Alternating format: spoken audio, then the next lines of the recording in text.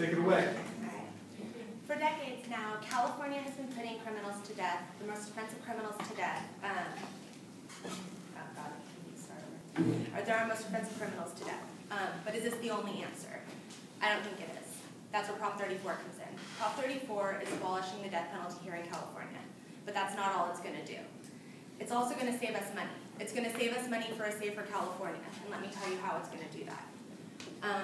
There's a common misconception that putting someone to death is less expensive than putting them in prison for life, but this isn't true.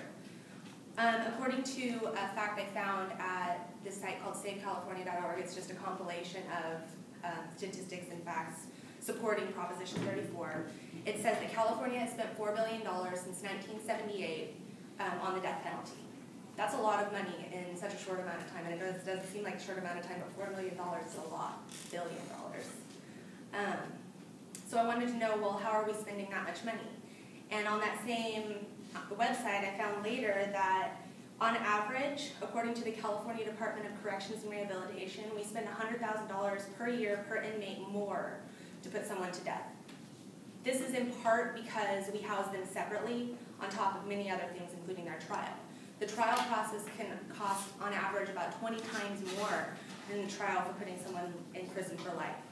And in 2010 alone, we spent $58 million just reviewing their cases. That means putting them through the appeal process and looking over it again and again and again. We should be saving money, not spending it. California is in debt right now, so why are we doing this? According to the official voter information guide, that book that we get before every election, in 5 years, California will be saving $1 billion on the death penalty.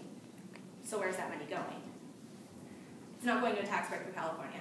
They're not giving us money back. In fact, according to that same guide, we're going to be spending more money.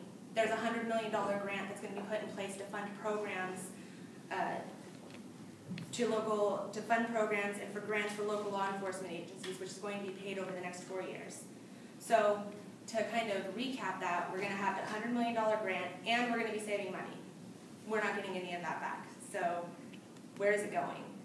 It sounds kind of crazy, but there's a method to the madness. I mentioned earlier about a safer California for us to live in. According to a table I found titled Crime Rates and Crime Statistics by State, it says that in 2009 in California, 1,970 homicides were committed and 8,698 forcible rapes were committed. According to Woodford, Jeanne Woodford, she's the former San Quentin warden, she said that on average 46% of homicides are unsolved.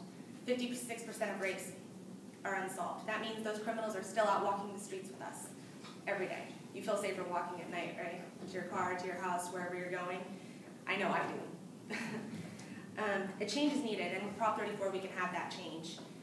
The money saved from the proposition is going to go towards police departments, sheriffs, district attorneys who lack the funding to quickly process evidence in the rape and homicide cases. It's going to go towards modern forensic science such as DNA testing that we just don't have the money for now, or even to hire more investigators for sex offense crimes and homicides.